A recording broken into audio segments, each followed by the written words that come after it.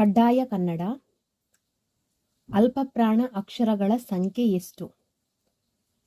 Option 1 6, option 2 7, option 3 10, option 4 9. Answer option 3 10. ಅಲ್ಪಪ್ರಾಣ ಅಕ್ಷರಗಳ ಸಂಖ್ಯೆ. ಕನ್ನಡ ವರ್ಣಮಾಲೆಯಲ್ಲಿ ಒಟ್ಟು 49 ಅಕ್ಷರಗಳು. ಕನ್ನಡ ವರ್ಣಮಾಲೆಯಲ್ಲಿ 49 ಅಕ್ಷರಗಳು. ಕೇಶಿರಾಜನ ಪ್ರಕಾರ 47 ಅಕ್ಷರಗಳು. ಎರಡನೇ ನಾಗವರ್ಮನ ಪ್ರಕಾರ 52 ಅಕ್ಷರಗಳು. ಕನ್ನಡ ವರ್ಣಮಾಲೆಯಲ್ಲಿ ಸ್ವರಗಳು ಒಟ್ಟು 13. ಅವುಗಳಲ್ಲಿ ಹ್ರಸ್ವ ಸ್ವರಗಳು 6, ದೀರ್ಘ ಸ್ವರಗಳು 7. ಒಟ್ಟಾಗಿ 6 + 7 13 ಸ್ವರಗಳು. ಹ್ರಸ್ವ ಸ್ವರಗಳು ಯಾವೆಲ್ಲ ಅಂತ ಹೇಳಿದ್ರೆ ಅ, ಇ, ಉ, ಋ, ಎ, ಓ. ದೀರ್ಘ ಸ್ವರಗಳು ಆ, ಈ, ಉ, ಎ, ಐ, ಓ, ಔ. ಹಾಗೆ ಕನ್ನಡ ವರ್ಣಮಾಲೆಯಲ್ಲಿ ವ್ಯಂಜನಗಳ ಸಂಖ್ಯೆ 34. ಈ ವ್ಯಂಜನಗಳಲ್ಲಿ ವರ್ಗೀಯ ವ್ಯಂಜನಗಳು, ಯಾವ ವ್ಯಂಜನಗಳನ್ನು ವರ್ಗಗಳನ್ನಾಗಿ ವಿಂಗಡಿಸಬಹುದೋ ಅವುಗಳು ವರ್ಗೀಯ ವ್ಯಂಜನಗಳು 25. ಅವರ್ಗೀಯ ವ್ಯಂಜನಗಳು 9. ಈ ವರ್ಗೀಯ ವ್ಯಂಜನಗಳನ್ನು 3 ವಿಧಗಳಾಗಿ ವಿಂಗಡಿಸಲಾಗಿದೆ. ಅಲ್ಪಪ್ರಾಣ ಅಕ್ಷರಗಳು, ಮಹಾಪ್ರಾಣ ಅಕ್ಷರಗಳು, ಅನುನಾಸಿಕ. ಅಲ್ಪಪ್ರಾಣ ಅಕ್ಷರಗಳು ಕ, ಚ, ಟ, ತ, ಪ, ಗ, ಜ, ಡ, ದ, ಬ. ಅಲ್ಪಪ್ರಾಣ ಅಕ್ಷರಗಳು ಅಂತ ಹೇಳಿದ್ರೆ ಕಡಿಮೆ ಉಸಿರಿನಿಂದ ಉಚ್ಚರಿಸುವಂತಹ ಅಕ್ಷರಗಳು. ಇವುಗಳು ಅಲ್ಪಪ್ರಾಣ ಅಕ್ಷರಗಳು. ಒಟ್ಟು ಅಲ್ಪಪ್ರಾಣ ಅಕ್ಷರಗಳು 10. ಕ, ಚ, ಟ, ತ, ಪ, ಗ, ಜ, ಡ, ದ, ಬ. ಅಲ್ಪಪ್ರಾಣ ಅಕ್ಷರಗಳ ಸಂಖ್ಯೆ 10. ಹಾಗೆ ವರ್ಗೀಯ ವ್ಯಂಜನಗಳಲ್ಲಿ ಮಹಾಪ್ರಾಣ ಅಕ್ಷರಗಳು ಕೂಡ 10. ಖ, ಛ, ಠ, ಥ, ಫ, ಘ, ಝ, ಢ, ಧ, ಭ. ಹೆಚ್ಚು ಉಸಿರಿನಿಂದ ಉಚ್ಚರಿಸುವಂತಹ ಅಕ್ಷರಗಳನ್ನು ನಾವು ಮಹಾಪ್ರಾಣ ಅಕ್ಷರಗಳು ಎಂದು ಕರೆಯುತ್ತೇವೆ. ಹಾಗೆ ಅನುನಾಸಿಕ ಅಕ್ಷರಗಳು, ಮೂಗಿನ ಸಹಾಯದಿಂದ ಉಚ್ಚರಿಸಲ್ಪಡುವಂತಹ ಅಕ್ಷರಗಳು. ನಾಸಿಕ ಅಂದ್ರೆ ಮೂಗು, ಅನು ಅಂದ್ರೆ ಸಹಾಯ, ಮೂಗಿನ ಸಹಾಯದಿಂದ ಉಚ್ಚರಿಸಲ್ಪಡುವಂತಹ ಅಕ್ಷರಗಳು ಅನುನಾಸಿಕ ಅಕ್ಷರಗಳು. ಅನುನಾಸಿಕ ಅಕ್ಷರಗಳು ಒಟ್ಟು 5. ङ, ಞ, ನ, ನ, ಮ. ಹಾಗೆ ಅವರ್ಗೀಯ ವ್ಯಂಜನಗಳು. ಕನ್ನಡ ವರ್ಣಮಾಲೆಯಲ್ಲಿ ಅವರ್ಗೀಯ ವ್ಯಂಜನಗಳ ಸಂಖ್ಯೆ 9. ಯ, ರ, ಲ, ವ, ಶ, ಶ, ಸ, ಹ, ಳ. ಅವರ್ಗೀಯ ವ್ಯಂಜನಗಳು 9. ಹಾಗೆ ಯೋಗವಾಹಗಳು 2. ಅನುಸ್ವಾರ ಮತ್ತು ವಿಸರ್ಗ. ಅಂ ಮತ್ತು ಅಹ. ಅಮ್ಮನ್ನ ಅನುಸ್ವಾರ ಎಂತಲೂ ಅಹವನ್ನ ವಿಸರ್ಗ ಎಂದು ಕರೆಯುತ್ತೇವೆ.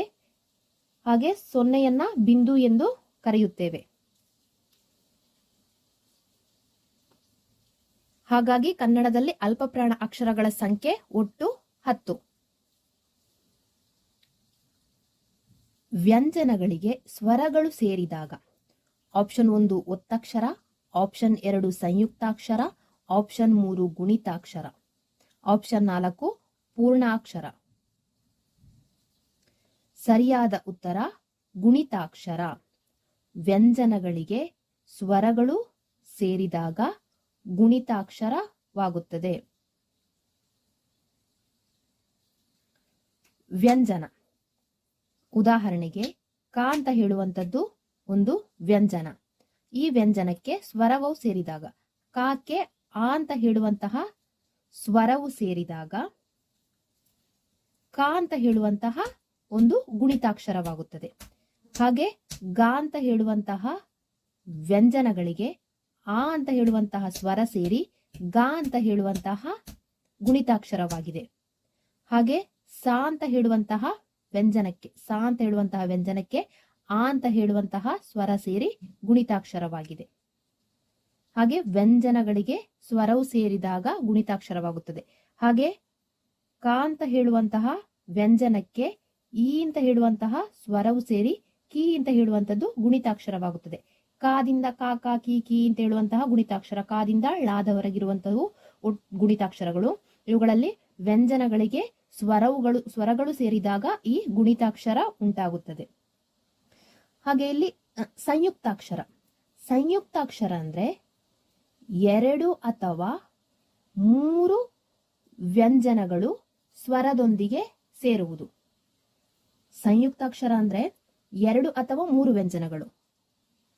ಕ ಪ್ಲಸ್ ಕ ಪ್ಲಸ್ ಆ ಇಸ್ ಈಕ್ವಲ್ ಟು ಕ. ಇದು ಒತ್ತಕ್ಷರ ಅಥವಾ ಸಂಯುಕ್ತಾಕ್ಷರ. ಇದನ್ನ ಒತ್ತಕ್ಷರ ಅಥವಾ ಸಂಯುಕ್ತಾಕ್ಷರ ಎಂದು ಕರೆಯುತ್ತೇವೆ. 2 ಅಥವಾ 3 ವ್ಯಂಜನಗಳು. ಇಲ್ಲಿ 2 ವ್ಯಂಜನಗಳು, ಇದೊಂದು ವ್ಯಂಜನ, ಇದೊಂದು ವ್ಯಂಜನ. 2 ವ್ಯಂಜನಗಳು, 2 ಅಥವಾ 3 ವ್ಯಂಜನಗಳು ಸ್ವರದೊಂದಿಗೆ ಸೇರಿದಾಗ, ಆ ಅಂತ ಹೇಳುವಂತಹ ಸ್ವರದೊಂದಿಗೆ ಸೇರಿದಾಗ ಕ ಅಂತ ಹೇಳುವಂತಹ ಸಂಯುಕ್ತಾಕ್ಷರವಾಗಿದೆ. ಈ ಸಂಯುಕ್ತಾಕ್ಷರವನ್ನ ಒತ್ತಕ್ಷರ ಎಂದು ಕರೆಯುತ್ತಾರೆ. ಹಾಗೆ ಉದಾಹರಣೆಗೆ ಅಯ್ಯ. ಅಯ್ಯ ಅಂತ ಹೇಳುವಂತದ್ದು ಒಂದು ಒತ್ತಕ್ಷರ. ಈ ಅಯ್ಯ ಅಂತ ಹೇಳುವಂತಹ ಪದವು 2 ಅಥವಾ 3 ವ್ಯಂಜನಗಳು ಸ್ವರದೊಂದಿಗೆ ಸೇರಿದೆ. ಈಗ ಅಯ್ಯ ಅಂತ ಹೇಳುವಂತಹ ಪದವನ್ನ ಬಿಡಿಸಿದಾಗ ಆ ಅಂತ ಹೇಳುವಂತಹ ಸ್ವರವು ಆ ಪ್ಲಸ್ ಯು ಪ್ಲಸ್ ಯು ಪ್ಲಸ್ ಆ. ಅಯ್ಯ ಸ್ವರವು ಎರಡು ವ್ಯಂಜನಗಳೊಂದಿಗೆ ಸೇರಿದೆ. 2 ವ್ಯಂಜನವು ಸ್ವರಗಳೊಂದಿಗೆ ಸೇರಿ ಸಂಯುಕ್ತಾಕ್ಷರವಾಗಿದೆ ಅಥವಾ ಒತ್ತಕ್ಷರವಾಗಿದೆ. ಅಯ್ಯ. ಆ ಪ್ಲಸ್ ಯು ಪ್ಲಸ್ ಆ. ಅಯ್ಯ ಇದು ಒತ್ತಕ್ಷರ. ಹಾಗೆ ವ್ಯಂಜನಗಳಿಗೆ ಸ್ವರಗಳು ಸೇರಿದಾಗ ಗುಣಿತಾಕ್ಷರವಾಗುತ್ತದೆ. ವ್ಯಂಜನಗಳಿಗೆ ಸ್ವರಗಳು ಸೇರಿದಾಗ ಗುಣಿತಾಕ್ಷರವಾಗುತ್ತದೆ. ಸಂಯುಕ್ತಾಕ್ಷರಗಳಲ್ಲಿ 2 ವಿದೆ, ಸಜಾತಿ ಮತ್ತೆ ವಿಜಾತಿ ಸಂಯುಕ್ತಾಕ್ಷರ. ಸಜಾತಿ. ಸಜಾತಿ ಅಂದ್ರೆ ಒಂದೇ ಜಾತಿಯ ಸಂಯುಕ್ತಾಕ್ಷರ. ಹಾಗೆ ವಿಜಾತಿ ಬೇರೆ ಬೇರೆ ಜಾತಿಯ ಸಂಯುಕ್ತಾಕ್ಷರ. ಉದಾಹರಣೆಗೆ ಇಲ್ಲಿ ಅಯ್ಯ. ಅಯ್ಯ ಅಂತ ಹೇಳುವಂತದ್ದು ಸಜಾತಿ ಸಂಯುಕ್ತಾಕ್ಷರಕ್ಕೆ ಉದಾಹರಣೆ. ಇಲ್ಲಿ ಯಾಕೆ ಯಾ ಅಡಿಯುತ್ತನ್ನ ನೋಡ್ಬೋದು. ಒಂದೇ ಜಾತಿ ಯಾ ಅಂತ ಹೇಳುವಂತಹ ಜಾತಿಯ ಅಕ್ಷರಕ್ಕೆ ಯಾ ಅಂತ ಹೇಳುವಂತಹ ಒತ್ತಕ್ಷರ ಇದೆ. ಆದ್ದರಿಂದ ಇದು ಸಜಾತಿಯ ಸಂಯುಕ್ತಾಕ್ಷರ. ಹಾಗೆ ವಿಜಾತಿಯ ಸಂಯುಕ್ತಾಕ್ಷರ ಉದಾಹರಣೆಗೆ ಖಡ್ಗ. ಖಡ್ಗ ಅಂತ ಹೇಳುವಂತದ್ದು ವಿಜಾತಿಯ ಸಂಯುಕ್ತಾಕ್ಷರಕ್ಕೆ ಉದಾಹರಣೆ. ಅಂದ್ರೆ ಇಲ್ಲಿ ಬೇರೆ ಬೇರೆ ಜಾತಿಯ ವ್ಯಂಜನಗಳನ್ನ ನಾವು ನೋಡಬಹುದು. ಡ ವ್ಯಂಜನಕ್ಕೆ ಗ ವ್ಯಂಜನವು ಒತ್ತಕ್ಷರವಾಗಿರುವುದನ್ನ ನೋಡಬಹುದು. ಡಾಕ್ಕೆ ಗ ವಿಜಾತಿ. ಬೇರೆ ಬೇರೆ ಜಾತಿಯ ವ್ಯಂಜನಗಳು ಸೇರಿ ಒತ್ತಕ್ಷರವಾಗಿದೆ. ಬೇರೆ ಬೇರೆ ಜಾತಿಯ ವ್ಯಂಜನಗಳು ಸೇರಿ ಆದ್ದರಿಂದ ಇದನ್ನು ನಾವು ವಿಜಾತಿಯ ಸಂಯುಕ್ತಾಕ್ಷರ ಎಂದು ಕರೆಯುತ್ತೇವೆ. 3. ಈ ಕೆಳಗಿನ ಯಾವುವು ಕಂಠೋಷ್ಠ್ಯ ಅಕ್ಷರಗಳು?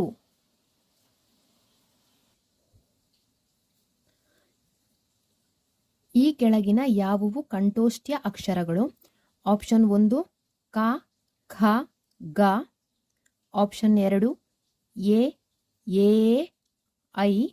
ಆಪ್ಷನ್ 3 ಓ, ಔ. ಆಪ್ಷನ್ 4 ತ, ಥ, ದ.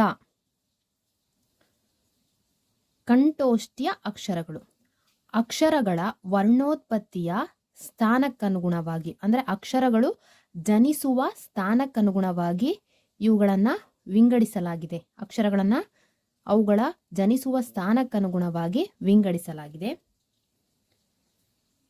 ಕಂಠ್ಯ ವರ್ಣೋತ್ಪತ್ತಿಯ ಸ್ಥಾನ ಕಂಠ. ಈ ಕಂಠ್ಯಕ್ಷರಗಳು ಕಂಠದಿಂದ ಉತ್ಪತ್ತಿಯಾಗುತ್ತವೆ. ಉದಾಹರಣೆಗೆ ಕ ವರ್ಗ. ಕ ವರ್ಗದಲ್ಲಿ ಬರುವಂತಹ ಅಕ್ಷರಗಳನ್ನು ನಾವು ಕಂಠದಿಂದ ಹೇಳುತ್ತೇವೆ. ಇವುಗಳು ಕಂಠದಿಂದ ಉತ್ಪತ್ತಿಯಾಗುತ್ತವೆ. ಕ ವರ್ಗದಿಂದ ಬರುವಂತಹ ಅಕ್ಷರಗಳು ಕ, ಖ, ಗ, ಘ. ಇವುಗಳು ಕಂಠ ಅಕ್ಷರಗಳು. ಹಾಗೆ ಆ, ಇವು ಕಂಠ್ಯ ಅಕ್ಷರಗಳು. ಹಾಗೆ ಇದೊಂದು ಇಂಪಾರ್ಟೆಂಟ್ ವಿಸರ್ಗ. ಅಹಾ, ವಿಸರ್ಗದಲ್ಲಿ ಬರುವಂತಹ ಅಕ್ಷರಗಳನ್ನು ಕೂಡ ನಾವು ಕಂಠ್ಯಕ್ಷರಗಳು ಅಂತ ಹೇಳ್ತೇವೆ. ಅಹಾ, ಹಹ, ಕಹ, ಹೀಗೆ ವಿಸರ್ಗದಲ್ಲಿ ಬರುವಂತಹ ಅಕ್ಷರಗಳು, ವಿಸರ್ಗ ಅಕ್ಷರಗಳನ್ನು ಕೂಡ ನಾವು ಕಂಠ್ಯಕ್ಷರಗಳು ಎಂದು ಕರೆಯುತ್ತೇವೆ. ಕನ್ನಡ ವರ್ಣಮಾಲೆಯಲ್ಲಿ ಕಂಠ್ಯಕ್ಷರಗಳು ಯಾವೆಲ್ಲ ಅಂದ್ರೆ ಅ, ಆ, ಕ, ಖ, ಗ, ಘ, ಅಹ ವಿಸರ್ಗ, ಇವುಗಳು ಕಂಠ್ಯಕ್ಷರಗಳು. ಹಾಗೆ ತಾಲವ್ಯಕ್ಷರಗಳು. ತಾಲವ್ಯ ಅಂದ್ರೆ ದವಡೆ, ತಾಲವ್ಯ ಅಂದ್ರೆ ದವಡೆ.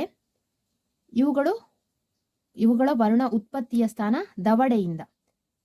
ಉದಾಹರಣೆಗೆ ಈ ತಾಲವ್ಯದಲ್ಲಿ ಚ ವರ್ಗವನ್ನ ನೋಡ್ಬೋದು. ತಾಲವ್ಯದಲ್ಲಿ ಚ ವರ್ಗವನ್ನ ನೋಡ್ಬೋದು.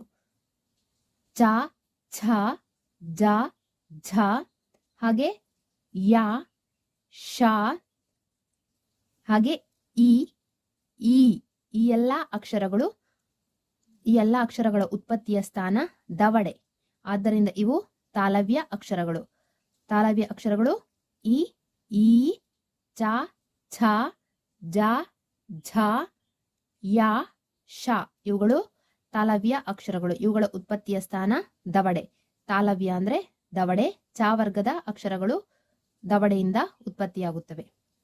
ಹಾಗೆ ಮೂರ್ಧನ್ಯಕ್ಷರಗಳು. ಮೂರ್ಧನ್ಯ ಅಂದ್ರೆ ಅಂಗಳಿನ ಮೇಲ್ಭಾಗ,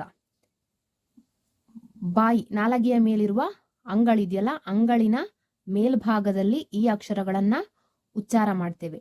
ಈ ಮೂರ್ಧಾನ್ಯದಲ್ಲಿ ಟ ವರ್ಗವನ್ನ ನೋಡ್ಬೋದು. ತಾಲವ್ಯದಲ್ಲಿ ಚ ವರ್ಗ, ಹಾಗೆ ಮೂರ್ಧಾನ್ಯದಲ್ಲಿ ಟ ವರ್ಗ. ಈ ಮೂರ್ಧಾನ್ಯದಲ್ಲಿ ಬರುವಂತಹ ಅಕ್ಷರಗಳು ಋ, ಟ. ನಮ್ಮ ನಾಲಿಗೆಯನ್ನ ನಾವು ಅಂಗಳಿನ ಮೇಲ್ಭಾಗಕ್ಕೆ ಟಚ್ ಮಾಡ್ತೇವೆ. ಋ, ಟ, ಠ, ಡ, ಢ, ಹಾಗೆ ರ, ಶ, ಳ. ಈ ಅಕ್ಷರಗಳು ಮೂರ್ಧಾನ್ಯಾಕ್ಷರಗಳು. ಮೂರ್ಧಾನ್ಯಾಕ್ಷರಗಳು ಋ, ಟ, ಠ, ಡ, ಢ, ರ, ಶ, ಳ. ಇವುಗಳು ಮೂರ್ಧಾನ್ಯಾಕ್ಷರಗಳು, ಅಂಗಳಿನ ಮೇಲ್ಭಾಗದಲ್ಲಿ ಉತ್ಪತ್ತಿಯಾಗುವಂತಹ ಅಕ್ಷರಗಳು. ಹಾಗೆ ನಾಲ್ಕನೆಯದ್ದು ದಂತ್ಯಕ್ಷರಗಳು. ದಂತ್ಯ ಅಂದ್ರೆ ಹಲ್ಲು. ಹಲ್ಲಲ್ಲಿ ಇವುಗಳ ಉತ್ಪತ್ತಿಯ ಸ್ಥಾನ ಹಲ್ಲಿನ ಮೂಲಕ. ಉದಾಹರಣೆಗೆ ತ ವರ್ಗದ ಅಕ್ಷರಗಳು ಈ ದಂತ್ಯಕ್ಷರಗಳಲ್ಲಿ ಕಂಡುಬರುತ್ತವೆ. ತ, ಥ, ದ, ಧ, ಲ, ಸ. ಹಲ್ಲಿನ ಸಹಾಯದಿಂದ ಈ ಅಕ್ಷರಗಳನ್ನು ನಾವು ಉತ್ಪತ್ತಿ ಆಗುತ್ತವೆ. ಹಲ್ಲಿನ ಸಹಾಯದಿಂದ ಈ ಅಕ್ಷರಗಳನ್ನು ನಾವು ಉಚ್ಚಾರ ಮಾಡುತ್ತೇವೆ. ಇವುಗಳು ದಂತ್ಯಕ್ಷರಗಳು. ತ, ಥ, ದ, ಧ, ಲ ಮತ್ತು ಸ ಅಕ್ಷರಗಳು ದಂತ್ಯಕ್ಷರಗಳು. ಹಾಗೆ ಓಷ್ಟ್ಯಕ್ಷರಗಳು. ಓಷ್ಟ್ಯ ಅಂದ್ರೆ ತುಟಿ.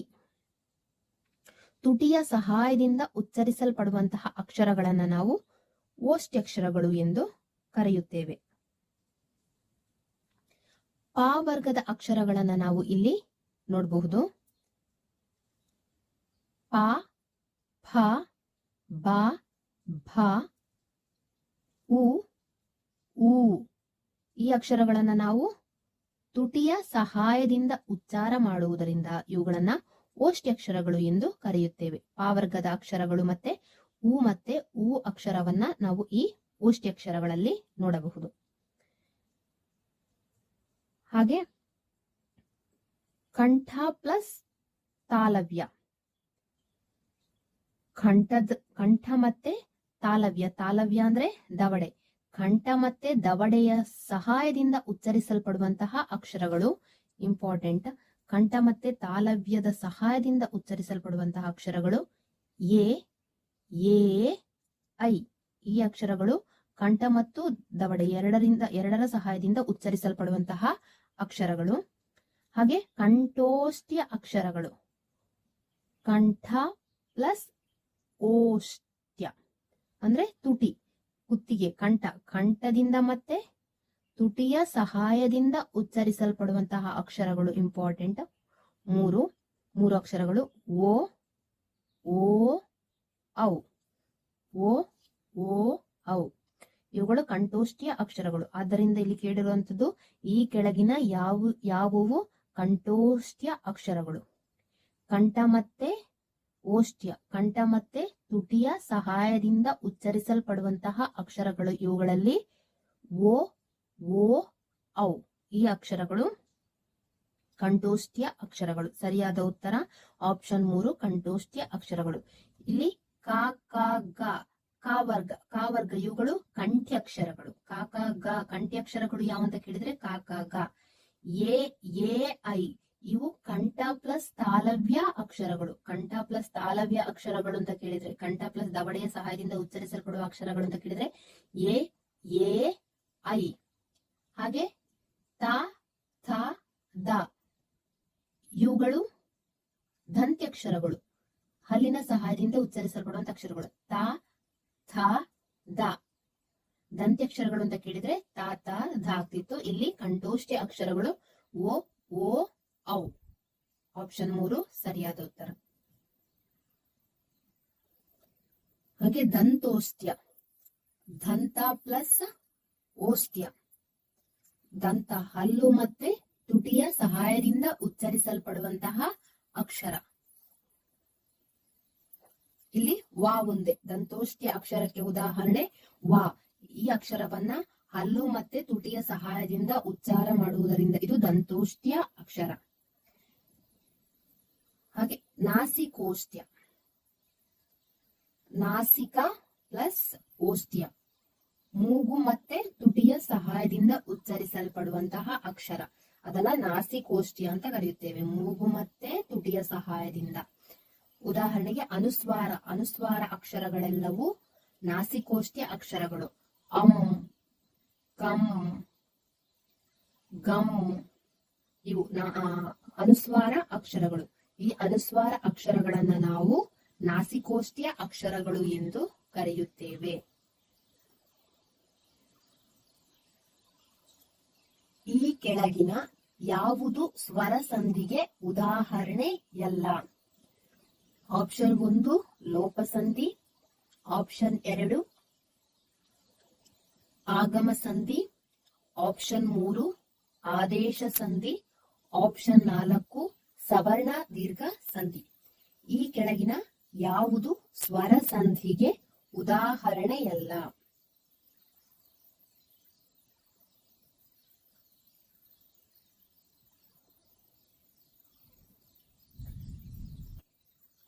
ಇಲ್ಲಿ ಲೋಪಸಂಧಿ ಮತ್ತೆ ಆಗಮ ಸಂಧಿ ಅಂತ ಹೇಳುವಂಥದ್ದು ಕನ್ನಡ ಸ್ವರ ಸಂಧಿಗಳು. ಆದೇಶ ಸಂಧಿ ಅಂತ ಹೇಳುವಂಥದ್ದು ಕನ್ನಡ ವ್ಯಂಜನ ಸಂಧಿಗೆ ಉದಾಹರಣೆ. ಕನ್ನಡ ವ್ಯಂಜನ ಸಂಧಿ, ಆದೇಶ ಸಂಧಿ, ಕನ್ನಡ ಸ್ವರ ಸಂಧಿ, ಲೋಪ ಸಂಧಿ ಮತ್ತೆ ಆಗಮ ಸಂಧಿ.